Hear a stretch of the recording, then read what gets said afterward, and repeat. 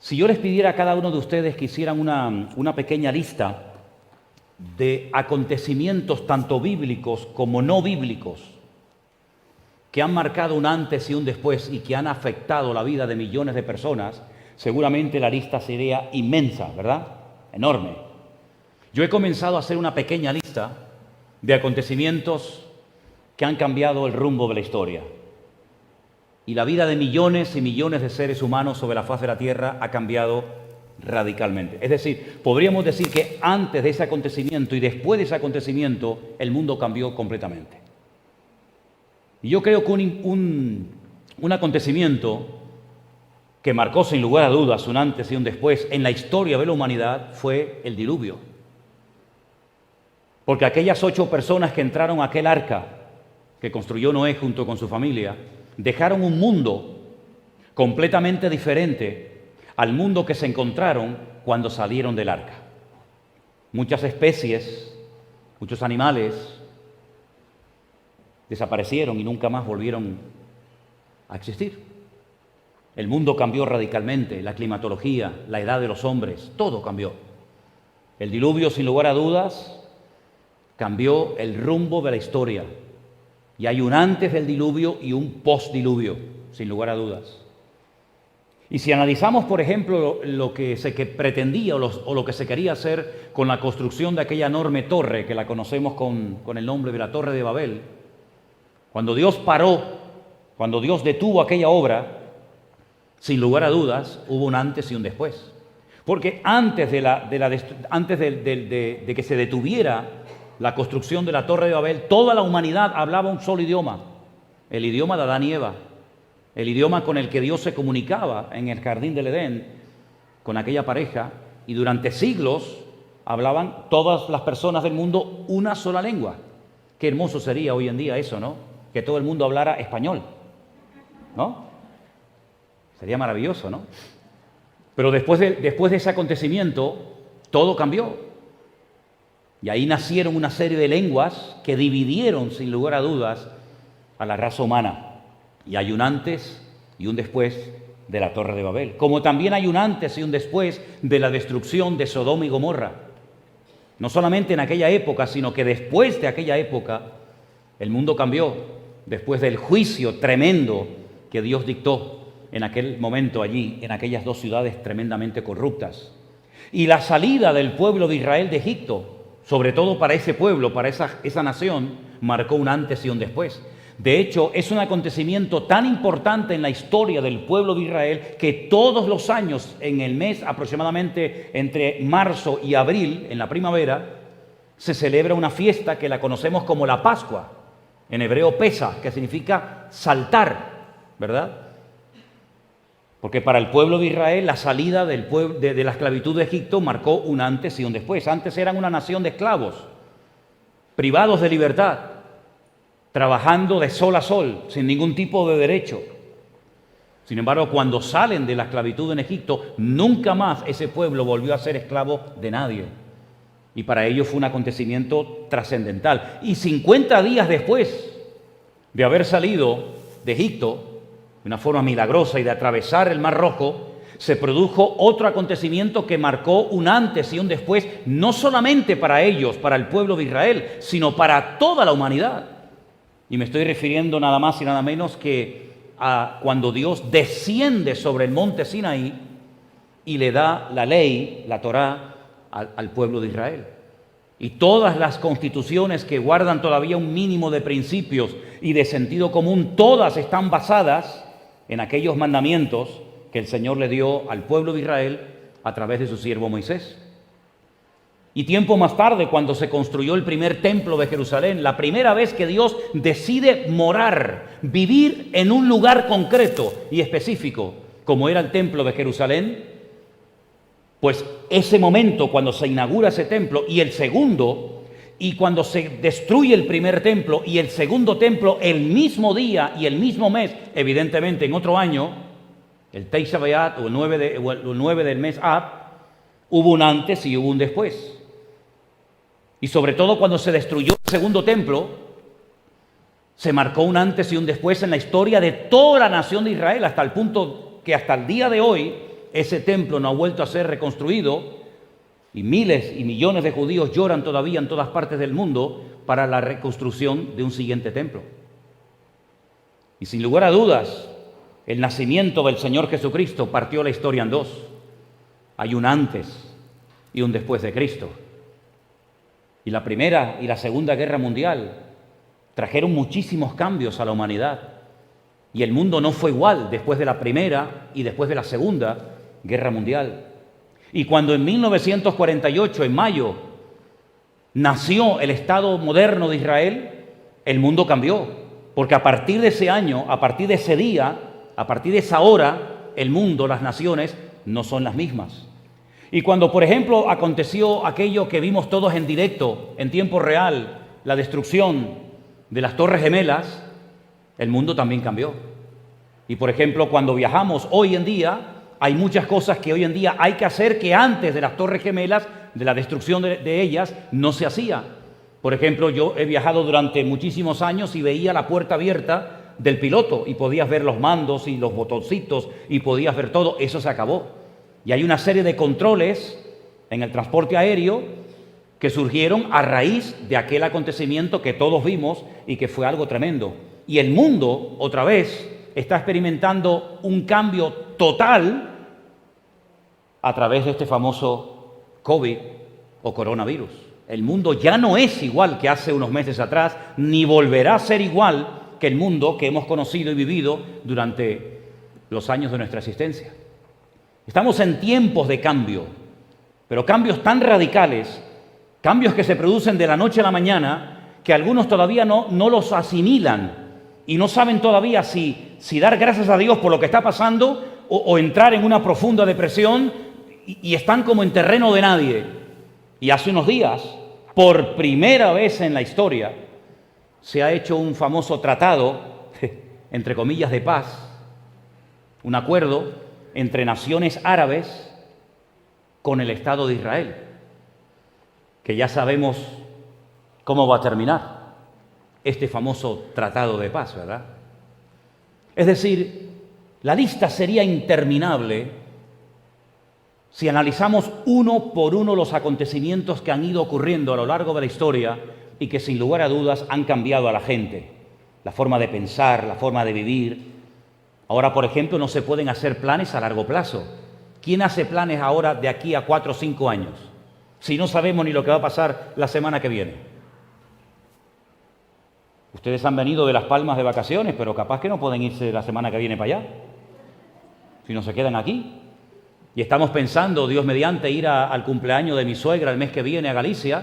Esos son los planes que tenemos, pero de ahí a que se lleven a cabo, vete tú a saber.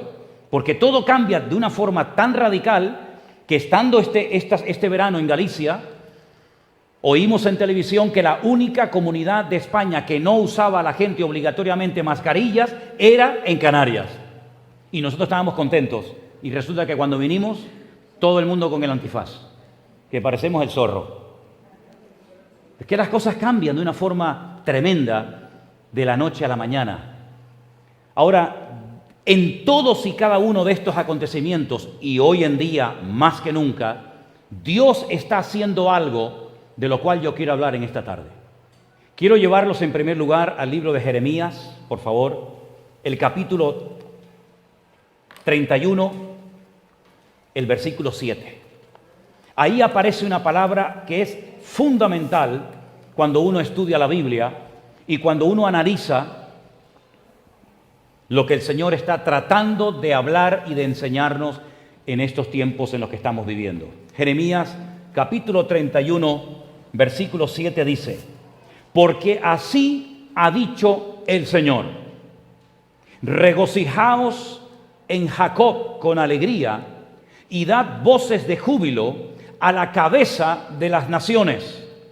Haced oír, alabad y decid: oh Dios, oh Jehová, oh Señor, salva a tu pueblo, el remanente de Israel. ¿Cuántos dicen amén?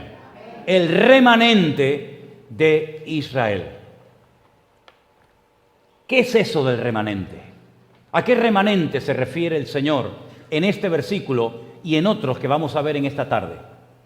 Miren, la palabra remanente en hebreo es una palabra que se pronuncia sherit. Vamos a ver, esa es la palabra en hebreo. Esa palabra se pronuncia sherit. La traducción más conocida es remanente. Pero como en la Biblia hay términos polivalentes, términos que se pueden traducir de diferente forma, es a veces muy conveniente y necesario ver cómo se ha traducido una palabra en diferentes partes de la Biblia para de esa manera tener un concepto más amplio de esa palabra. Y he escogido algunos versículos, hay muchísimos, pero solamente he escogido 3. Por ejemplo, en el capítulo 44, verso 17 del libro del profeta Isaías, lo pongo ahí porque sé que hay gente que toma nota y sé que hay gente también que al seguir esto en casa lo quieren ver. Repito, en Isaías capítulo 44, versículo 17, la palabra sherit o remanente se traduce por lo que sobra, el sobrante. Cuando algo sobra, ¿verdad? A eso se le llama sherit o remanente, como lo dice el profeta Jeremías. Hay un versículo en el libro del profeta Jeremías, que es el capítulo 15, verso 9, que en la Reina Valera el versículo contiene la siguiente expresión o frase: lo que de ella quedare. Así dice ese versículo en la versión Reina Valera en castellano. Lo que de ella quedare. En hebreo dice la palabra sheritam, que significa literalmente sobrevivientes. Los que sobreviven a un acontecimiento, a una guerra, a una invasión, a un asedio, es la misma palabra que se emplea para traducirla como lo que sobra, sobrante, remanente, y en esta ocasión se traduce la palabra sheritam por la palabra sobrevivientes. Y un versículo más. En 2 de Reyes capítulo 19, verso 4, después estos versículos lo pueden leer tranquilamente en casa, además todo esto queda grabado. La palabra sherit o remanente se traduce ahí por el resto. Les comparto estos versículos para que ustedes vean cómo la misma palabra se puede traducir de formas diferentes según el contexto de lo que se está diciendo en otros pasajes bíblicos. Si analizamos lo que Dios ha hecho a lo largo de la historia, desde el principio del libro del Génesis hasta el último libro, el Apocalipsis, vamos a notar que siempre ha habido corrupción, siempre ha habido envidia, siempre ha habido celos, siempre han habido divisiones, siempre han habido problemas y líos. Pero en medio del caos del diluvio, en medio de Sodoma y Gomorra, en medio de la esclavitud en Egipto, en medio del cautiverio en Babilonia, en medio de la Primera o Segunda Guerra Mundial, etcétera, etcétera, Dios siempre ha tenido un grupo llamado el remanente, bíblicamente hablando, de personas que son diferentes a los demás. Y en estos últimos tiempos, una de las cosas que el Señor está haciendo de una forma tremenda, para sorpresa de muchos, es levantar de todas las naciones de la tierra un grupo, una masa de gente, un remanente de creyentes que van a marcar una diferencia, sin lugar a dudas, en los últimos tiempos. El jueves yo les compartía que hay un momento en la vida del profeta Elías, un profeta muy usado por el Señor, en la que él se siente solo. Él ha obtenido una contundente victoria para el pueblo de Israel. Él estaba viendo cómo el pueblo de Israel no había dejado a Dios, pero lo compartían con otros cultos, con otros dioses, sobre todo con el culto a Baal. La palabra Baal significa Señor. Y estaban adorando a otro Señor.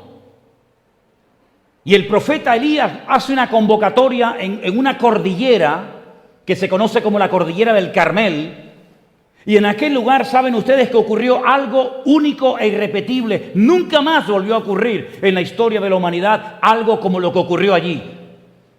Él hace una convocatoria y les dice, les desafía a los adoradores, a los sacerdotes del culto a Baal. Mire, si vuestro Dios, si vuestro culto es el verdadero, demostradlo. Pero si no sois capaces de demostrar que vuestro culto, vuestra religión, vuestro Señor o Baal es falso, entonces, ¿qué hace el pueblo de Israel adorando a vuestro Dios? Si mi Dios es el Dios verdadero, si mi Dios, el Dios de Abraham, de Isaac y de Jacob, es el verdadero Dios, dejad de adorar a Baal y consagraos completamente a servir a Dios. Pero llegó el momento en el que las palabras ya no eran suficientes.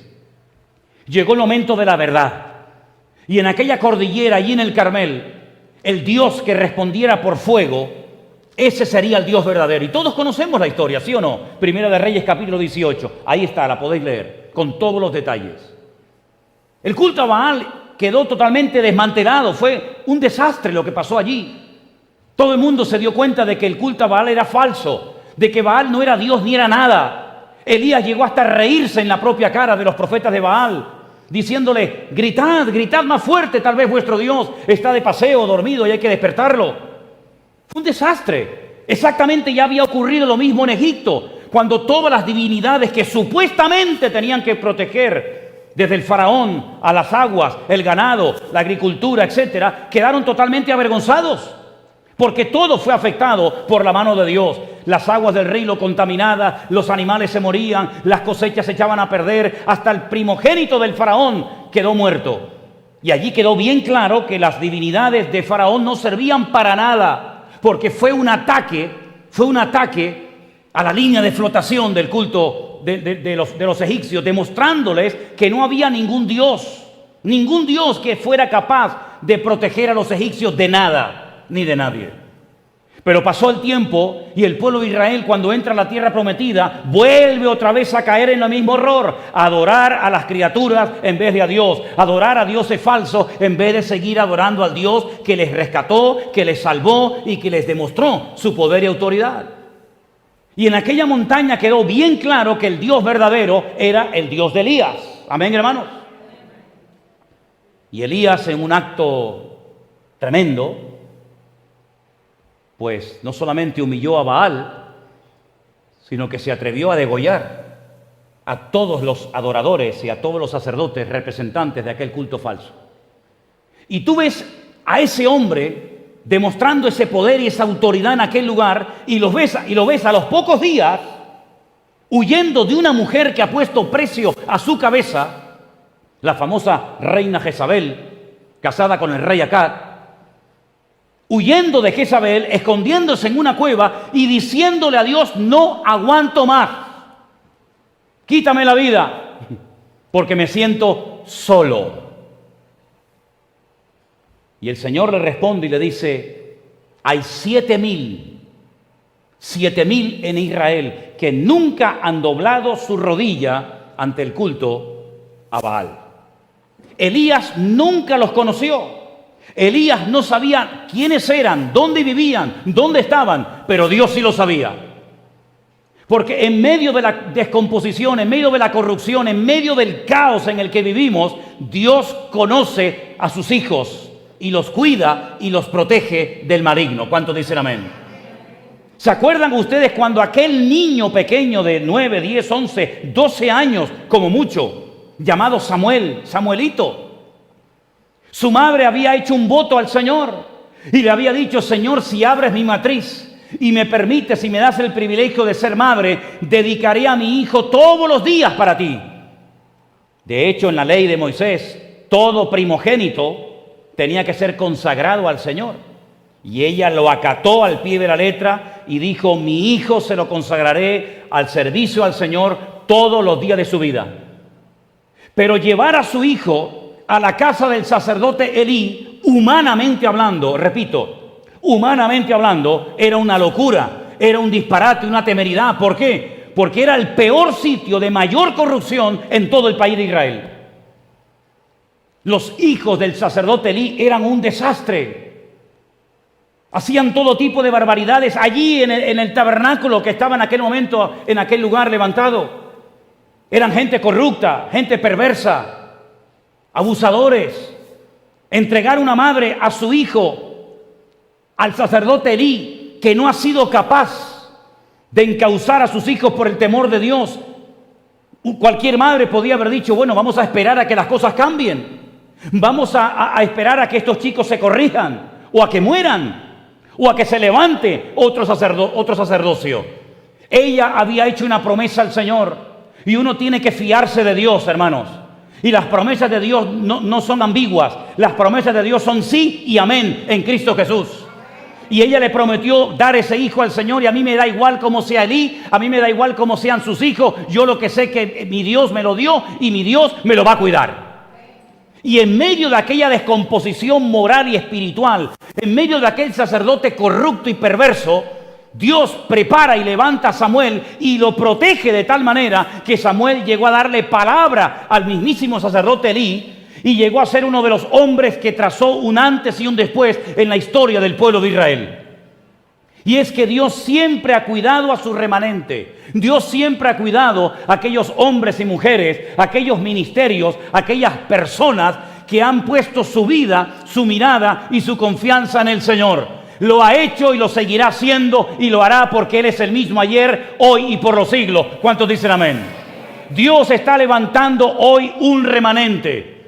Y ese remanente, ¿qué características va a tener o ya tiene?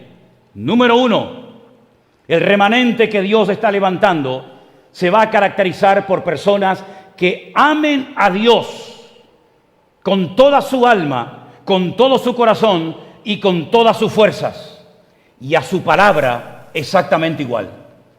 No van a ser personas llevadas por impulsos, por emociones, por sentimientos, por cargos, por aplausos, por reconocimiento, por número de suscriptores. No.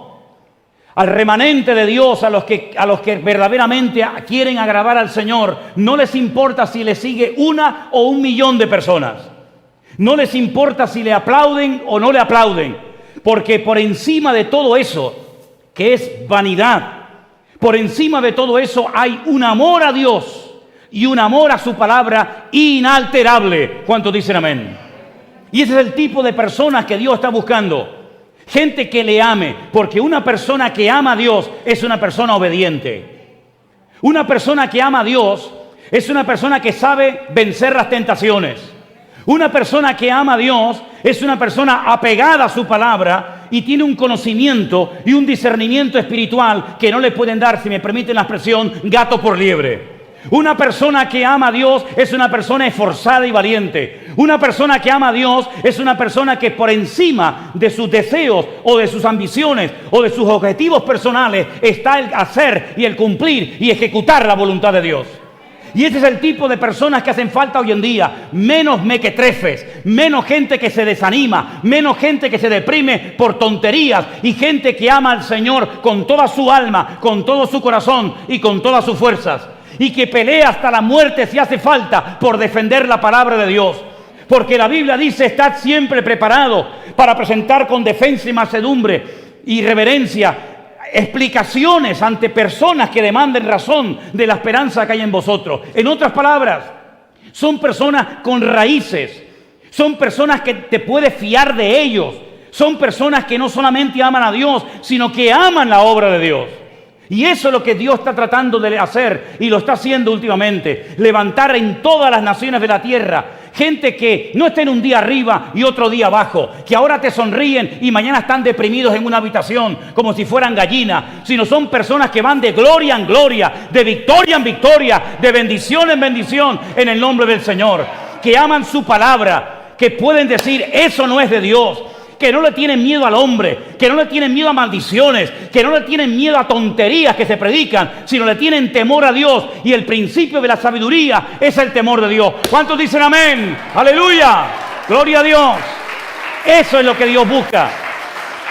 Gente que le ame, gente que ame su palabra. Lámpara es a mis pies tu palabra y lumbrera mi camino. Es que no me llamó el pastor. ¿Y qué? ¿Y qué? ¿Y qué? Es que no me saludó el pastor. ¿Y qué? ¿Quién va a predicar hoy? ¿Y qué te importa a ti quién va a predicar? ¿Tú vienes por fulano o mengano? ¿Vamos a caer en el error de los corintios? No, yo soy de Apolo, yo soy de Pedro, yo soy de... No, eso no es de Dios. Así la obra no avanza. Gente que ame a Dios. Pedro, ¿tú me amas? Mira qué pregunta tan interesante, ¿no? ¿Tú me amas? Fíjese al final la recompensa que el Señor le da a Pedro. Cuando era joven hacía lo que te daba la gana. Típica característica del joven no consagrado al Señor, evidentemente. Pero cuando seas viejo, extenderás tus manos y te ceñirá otro. Y dice el texto, Juan 21, esto dijo el Señor dando a entender con qué tipo de muerte había de glorificar a Dios. ¿Me amas? Sí, demuéstralo. ¿Me amas? Demuéstralo, apacentando mis corderos, dejándote de mirar el ombligo y atendiendo a los demás. Y cuando te dejes de mirar menos a ti misma y más a Dios y a los demás, te aseguro que la depresión se te va en 5 minutos. La segunda característica de este remanente de hombres y mujeres que Dios está levantando en el mundo hoy es muy interesante. Son personas que no se van a dejar, no se están dejando moldear ni manipular por este mundo. Cuando ustedes van a la palabra de Dios se van a encontrar de que un intento de Satanás siempre contra su pueblo, contra sus siervos, contra su iglesia, siempre ha sido cambiar y manipular a la gente, dejarse moldear por la corriente de este mundo, no darle importancia al pecado. Bueno, tú vete el domingo al culto, total, después tienes toda la semana para hacer lo que te da la gana. Dejarse moldear por la corriente de este mundo. La gente se queja, yo me quejo. La gente se tatúa, yo también me tatúo. La gente se acuesta con la novia, yo me acuesto con la mía, o con el novio también lo hago. Después no pasa nada, venimos al culto y todos ponemos cara de santo. El remanente que Dios está queriendo levantar y lo está haciendo, se va a caracterizar por personas con personalidad. Personas que tienen los principios, las ideas claras y que no se van a dejar manipular ni por los medios de comunicación, ni por el deporte, ni por la literatura, ni por el arte, ni por nada. Porque Satanás tiene una batería, ¿verdad?, de herramientas con tal de manipular a la juventud, con tal de manipular a las masas. Pero el creyente que ama al Señor y que quiere formar parte de este remanente fiel al Señor, son personas que, como Daniel, ya lo puedes llevar tú al peor sitio, al más idólatra, al más pagano, al más arrogante y soberbio de la época, Babilonia. Con un rey soberbio llamado Nabucodonosor, que haciéndote creer que te hace un gran favor, te da todo, supuestamente a cambio de nada, como el mundo hoy en día. ¿Se acuerdan ustedes cuando nos llamaban a casa y nos ofrecían créditos? Bancos que jamás en la vida habías pisado, ni siquiera sabías que existían, te llamaban y te decían, buenos días, señor Sierra. A mí ya cuando me dicen señor Sierra ya me pongo ya en guardia. Por ser usted un buen cliente, tiene usted 9.000 euros concedidos ya. Digo, yo un buen cliente, ¿y ustedes quiénes son? Si no sé ni quiénes son ustedes. El faraón dijo, no, vengan, las mejores tierras, las tierras de regadío, las tierras donde lo que plantas sale al momento. Vengan. Les abre la puerta y al final les cierra y se convierte aquello en una jaula de oro. De ahí que la palabra Egipto en hebreo sea Mitzraim. Y la primera M es una M abierta y la última M, la Men Sofit, es totalmente cuadrada, es cerrada, para que sepas que el diablo te abre la puerta, pero después te la cierra y ahí te amarga la vida. Sin embargo, Daniel en Babilonia le cambiaron su nombre, Belsasar, para que no se acordara más de su Dios. Le querían cambiar absolutamente todo, por dentro y por fuera. Pero Daniel capítulo 1, verso 8 dice que propuso en su corazón no contaminarse con nada de lo que le ofrecieran. Y hoy en día vivimos en una gran Babilonia. Antes había una Babilonia en un lugar específico de la tierra. Hoy en día el mundo es una gran Sodoma y Gomorra. Hoy en día el mundo es una gran Babilonia, un gran Egipto, donde la gente como esclavos La gente ciega, ignorante, se dejan moldear y están absorbidos por los programas de televisión y están atontados por lo que constantemente les están dando y viven como borregos, sin consultar, sin orar, sin preguntarse: esto es de Dios, esto no es de Dios, este trabajo ¿de dónde viene? ¿De Dios o del diablo? Esta oferta, esta puerta que se me ha abierto, ¿esto de dónde viene? Nada, como borregos ahí, ¿verdad?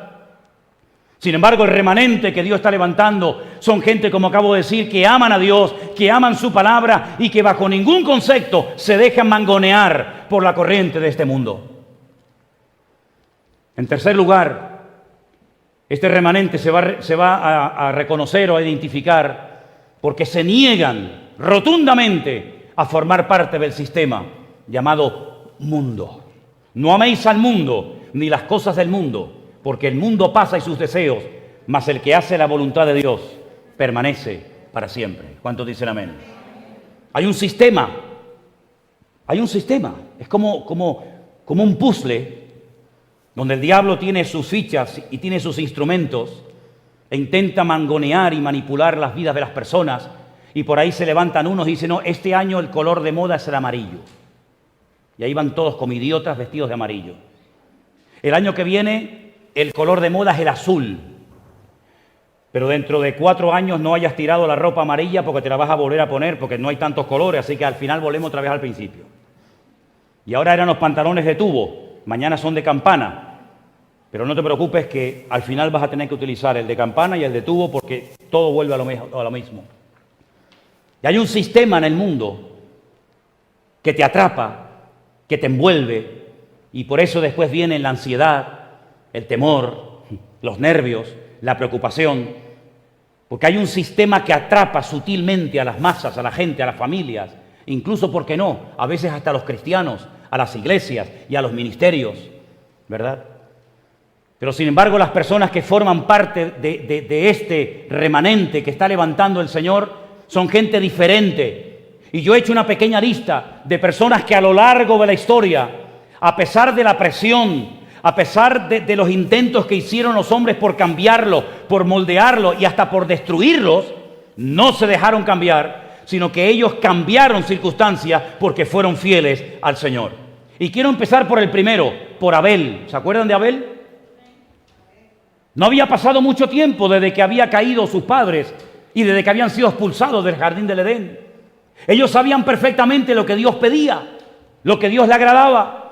Y dice la Biblia que cuando los dos hermanos, Caín y Abel, llegan a la presencia del Señor, dice que su hermano, que sabía perfectamente cuál era la voluntad de Dios, hace su propia voluntad. Caín no es un ateo, Caín no deja de creer en Dios, pero él quiere servir a Dios a su manera. ¿Qué es lo que hace la religión? Decirle al hombre: cree en Dios, pero pon tú las normas. Y que Dios se sujete a tus normas y no tú a las normas que Él ha dicho y dictado en su bendita palabra. Sin embargo, Abel no cuestiona a Dios. Si Dios me pide un cordero, yo llevo un cordero. Si Dios me pide una piedra, le llevo una piedra. Y si me pide una sandía, le llevo una sandía. Es decir, no cuestiona a Dios, se sujeta al proyecto, a la voluntad de Dios. Y a pesar de que no había mucha población en aquel momento en la tierra, evidentemente, Él marcó una diferencia. Porque este remanente de hombres y mujeres que Dios está levantando van a marcar una diferencia en estos tiempos. ¿Cuántos dicen amén? Pensaba en esta lista que hice aquí, después si alguien la quiere, en José. ¿Se acuerdan José? Ni sus hermanos lo querían, lo envidiaban. Bueno, a Abel le costó la vida el ser obediente al Señor, ¿verdad? A José le costó el rechazo de sus hermanos. Ahí viene el soñador. Le tenían celos, le tenían envidias.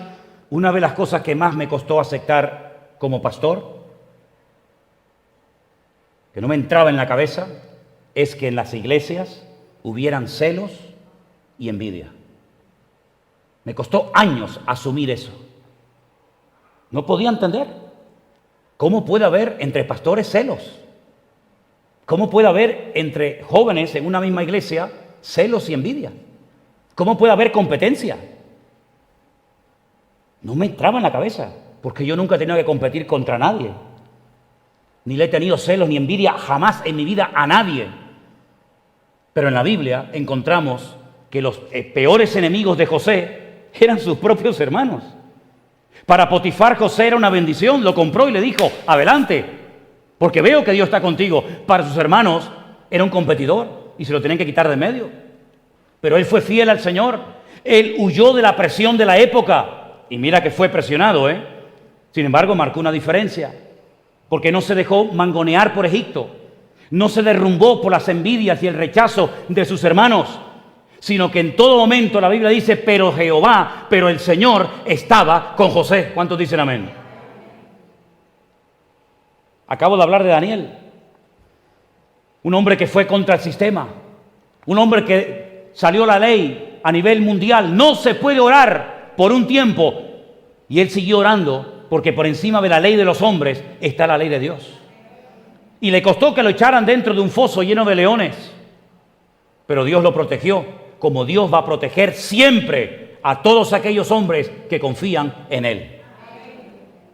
Pienso en los 3 jóvenes amigos de Él, que me gustaría, cuidado que yo también he cometido ese error, de llamarlos con los nombres que le pusieron en Babilonia, ¿verdad? Sadrach, Mesach y Abed-nego. Pero es que ellos no se llamaban así. Ellos se llamaban, ¿cómo? Azarías, lo tengo por aquí, Azarías, Misael y Ananías. Esos son sus verdaderos nombres, pero como en esos nombres está el nombre de Dios, y lo que se quería era quitarles a Dios de sus vidas, como hoy en día a vuestros hijos, yo ya porque no tengo hijas en edad escolar, pero a vuestros hijos les quieren quitar a Dios de las conversaciones, meter en los libros la basura que están inventando estos corruptos que tenemos de gobernantes en el mundo entero, y me da exactamente igual que me pongan a parir algunos en las redes sociales, me da exactamente igual, enseñándoles que hombres con hombres es lo normal, que niñas con niñas es lo normal, que eso de creer en Dios eso está fuera de moda, que eso de la creación es algo de locos, que etcétera, etcétera. Pero sin embargo, estos sufrieron una presión terrible. Incluso les dijeron, si no os postráis, que es lo que el mundo está tratando de conseguir, que la iglesia se postre, como algunos ya se han postrado. Y cuando el otro día desde Cuba, fíjense ustedes de qué país estoy hablando. No estoy hablando de Noruega, no estoy hablando de Holanda o de Dinamarca, estoy hablando de Cuba. La primera pastora lesbiana ya ha sido dedicada al ministerio. ¿A qué ministerio te han dedicado, mi niña? ¿Qué evangelio es el que estás predicando? Pues eso está ahí y ya forma parte de la historia, lamentablemente, de los supuestos cristianos, ¿verdad? ¿Por qué? Porque se han dejado moldear por este mundo. Porque así ganas unos sectores que si eres radical y bíblico y no te casas con nadie, nunca vas a ganar. Pero el objetivo nuestro, ¿cuál es? Ser populares, ser aplaudidos, ser reconocidos como un hombre que le cae bien a todo el mundo, o ser reconocido y avalado y apoyado por nuestro Dios. Porque que yo sepa, Juan el Bautista, hoy en día no sé cuántos se animarían a invitarlo a predicar en las iglesias. Porque es un hombre que no escribió ni una letra de la Biblia, no fundó ni una sola congregación. No hizo ningún milagro, no echó fuera ningún demonio, empezó con multitudes y terminó más solo que la una, y al final hasta casi termina dudando, ¿eres tú o no el que había de venir? Sin embargo, cuando el Señor Jesucristo lo define y se dirige a su persona, dice, de los nacidos de mujer no ha habido otro más grande que él, porque fue un hombre fiel. Y fue un hombre obediente, porque tal vez para los hombres su vida terminó en un fracaso, pero delante de Dios fue un gigante, porque lo importante no es ser reconocido por los hombres, sino ser reconocido y admirado y avalado por nuestro Dios. ¿No se podía haber callado la boca? Juan, ¿a ti qué más te da si Herodes está en adulterio o no? ¿A ti qué más te da? ¿A ti qué te importa si Herodes le quitó la mujer a su hermano y la ha convertido en su mujer? ¿Tú no te das cuenta que hablar en contra de la autoridad del rey Herodes te la estás jugando? Predica de otras cosas, ríele la gracia. Pero sin embargo Herodes sabía perfectamente que jamás en la vida Juan el Bautista se iba a callar y no iba a denunciar el pecado de la autoridad en aquel momento en su país.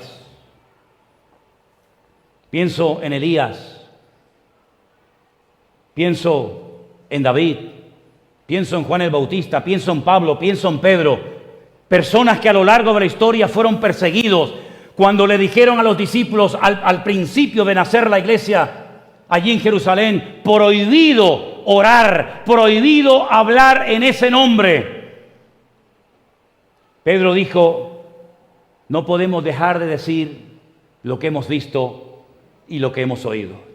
En otras palabras, nos pueden azotar, nos pueden encarcelar, nos pueden hacer lo que quieran, pero el verdadero remanente compuesto por hombres y mujeres que aman al Señor y a su palabra, por personas que tienen claras sus ideas y sus principios, por personas que tienen raíces profundas en el Señor, a esas personas es imposible taparles la boca. Porque aunque no la abrieras, por la forma como vives, por la forma como te comportas, eres un luminar en medio de una generación perversa y maligna. ¿Cuántos dicen amén? ¿Cuántos quieren formar parte de ese remanente? ¿Sí?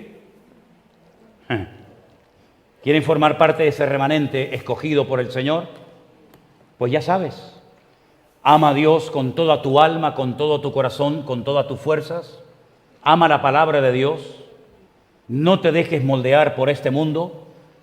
Rechaza cualquier influencia a formar parte de este sistema faraónico del mundo en el cual vivimos. Y prepárate para honrar y servir única y exclusivamente al Señor. Algunos te llamarán fanática, te estás tomando demasiado en serio eso de la iglesia, estás leyendo demasiado ese libro, te estás congregando demasiado en esa iglesia, te pegas todo el santo día pegada a la televisión escuchando a ese tipo, vas a escuchar todo tipo de comentarios despectivos, pero que tu conciencia siempre esté tranquila. Que tu objetivo sea única y exclusivamente honrar y glorificar al Rey de Reyes y al Señor de los Señores. ¿Cuántos dicen amén? Cierra tus ojos. Vamos a orar en esta tarde y pedirle a nuestro Dios que podamos formar parte de ese remanente santo que Dios está levantando en todas las naciones de la tierra. Le dijo el Señor al profeta Elías que no habían doblado su rodilla ante Baal. Hoy en día hay miles y miles, gloria a Dios, cada vez más, de hombres y mujeres que están yendo en contra de la corriente de este mundo y que quieren marcar una diferencia y que quieren única y exclusivamente agradar a Dios. Padre Celestial, en esta tarde te damos muchísimas gracias, Padre Santo, por el privilegio de ser tus hijos. Queremos en esta tarde, oh Dios, entregarte nuestras vidas y que tú nos uses en esta hora de la historia. Que podamos marcar una diferencia como hicieron aquellos 3 jóvenes en Babilonia, o José en Egipto, o tantos y tantos hermanos nuestros a lo largo de la historia. Señor, guárdanos, Señor, en el nombre de Jesús, de las vanidades de este mundo, y que tú seas lo primero y más importante en nuestras vidas. A ti la gloria y la honra, mi Señor. Si tú en esta tarde quieres formar parte de este remanente de hombres y mujeres valientes, en un acto de fe y de obediencia te pido que, si es así tu anhelo y tu deseo, te pongas de pie en esta tarde. Y allí donde estás le digas al Señor, Señor, acéptame en tu remanente. Yo quiero, Señor, ser uno de tus llamados. Yo quiero, Señor, ser uno de tus escogidos. Yo quiero, Señor, servirte en esta hora de la historia. Que yo y mi casa podamos servirte, Señor. Que no nos dejemos moldear por lo que nos dicen, por lo que nos cuentan, sino que podamos en el nombre santo de Jesús decir: yo y mi casa serviremos al Señor. A ti la gloria y la honra, en el nombre de Jesús. Aleluya.